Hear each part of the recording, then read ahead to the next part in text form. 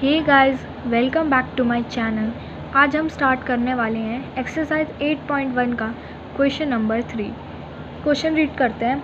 If sine A is equals to 3/4 calculate cos A and tan A. चलिए इसका solution देखते हैं। तो मुझे गिवन है साइन ए की वैल्यू 3/4 है। अब मुझे कैलकुलेट करनी है कॉस ए की वैल्यू और tan ए की वैल्यू। अब हम एक फिगर बना लेंगे। सबसे पहले तो एक ट्राइंगल बना लेंगे। इस ट्राइंगल में क्या लेबलिंग आप अपने हिसाब से कर सकते हो, आप कोई भी नाम दे सकते हो, बट नाम देते हुए बात ध्यान रखना, जिसको भी आप एंगल ले रहे हो, यानी कि यहाँ पे गिवन है एंगल ए लेना है, तो आप एंगल ए जहाँ कहीं भी ड्रॉ कर रहे हो उसके सामने वाला ही हमेशा परपेंडिकुलर होता है। जैसे मैंने एंगल ए यहाँ पर बनाया है तो इसके सामने वाला परपेंडिकुलर होगा। ये हाइपोटेनस हमेशा सेम रहता है और इसके नीचे बेस। अगर आप यहाँ पे सपोज़ आप यहाँ पे अगर एंगल ए बना रहे हो तो परपेंडिकुलर यहाँ बनेगा, हाइपोटेनस हमेशा सेम रहेगा और बेस यहाँ बनेगा। तो लेबलिंग करते हुए ये बात ध्यान रखिए। तो यहाँ पे साइन ए की वैल्यू 3/4 है। मुझे कॉस ए की क्या है, कॉस की वैल्यू क्या होती है, बेस अपॉन हाइपोटेनस। बेस मुझे गिवन नहीं है, हाइपोटेनस गिवन है, तो मैं यहाँ पाइथागोरस थ्योरम लगाऊंगी बेस निकालने के लिए। तो क्या करूँगी मैं, बी ए का square equals to A C का स्क्वायर माइनस बी सी का स्क्वायर। अब बी ए का स्क्वायर इज इक्वल्स टू ए सी की वैल्यू कितनी है 4 सेंटीमीटर, 4 का स्क्वायर माइनस बी सी की वैल्यू 3 का square. B A square equals to 4 4 ज़ा 16, 3 3 ज़ा 9।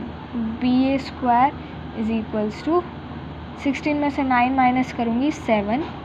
B A equals to square है, इधर अंडर रूट आ जाएगा, यानी कि मेरी बेस की वैल्यू आई है 7 सेंटीमीटर। अब मैं इजीली कैलकुलेट कर सकती हूँ कॉस ए की वैल्यू कितनी हो जाएगी, बेस अपॉन हाइपोटेनस। बेस है √7 अपॉन हाइपोटेनस की वैल्यू 4। tan ए की वैल्यू भी मैं कैलकुलेट कर सकती हूँ।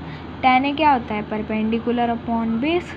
p की वैल्यू 3 है और बेस की वैल्यू √7, तो यानी कि 3/√7।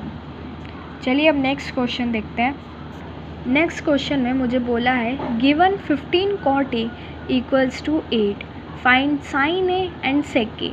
ये सेम जैसे हमने क्वेश्चन 3 करा है वैसे ही होगा, बट इसमें थोड़ा सा कुछ इतना ज़्यादा डिफ़िकल्ट नहीं है। सेम जैसे हमने करा था वैसे ही ये करेंगे। अब ये एक हमने राइट एंगल ट्राइंगल बना लिया है।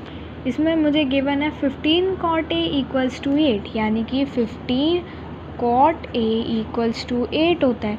अब 15 इधर cot A के साथ मल्टीप्लाई मैं इधर ले आऊँगी तो डिवाइड हो जाएगा, तो cot A की वैल्यू मेरी हो जाएगी 8/15। अब मुझे cot A की वैल्यू पता चल गई। cot की वैल्यू क्या होती है, बेस अपॉन में परपेंडिकुलर, ठीक है।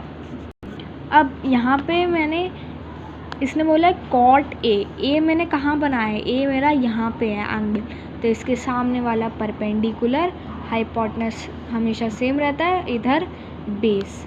परपेंडिकुलर की वैल्यू कितनी हो जाएगी 15 सेंटीमीटर, हाइपोटेनस मुझे पता नहीं है, और बेस की वैल्यू 8 सेंटीमीटर। अब मुझे हाइपोटेनस मेरा निकालना पड़ेगा, क्यों, साइन ए और सेक ए निकालने के लिए। तो मैं हाइपोटेनस निकालूंगी पाइथागोरस थ्योरम से। ए सी का square equals to A B का स्क्वायर प्लस बी सी का square. A C square is equals to A B यानी कि 8 का स्क्वायर प्लस 15 का स्क्वायर। अब 8 का स्क्वायर करेंगे और 15 का, ए C square is equals to 8 का स्क्वायर कितना होता है 64, 15 का होता है 225। ए सी स्क्वायर इक्वल्स टू 64 और 225 को अगर प्लस करेंगे तो मेरी वैल्यू आएगी 289। अब इधर स्क्वायर है, ए सी इक्वल्स टू 289 अंडर रूट में आ जाएगा। अब 289 का स्क्वायर क्या है? 17 289 का स्क्वायर होता है। तो यानी कि AC की वैल्यू मेरी 17 सेंटीमीटर्स आ गई, यानी कि हाइपोटेनस की वैल्यू कितनी आ गई? 17 सेंटीमीटर्स। अब साइन A निकालते हैं।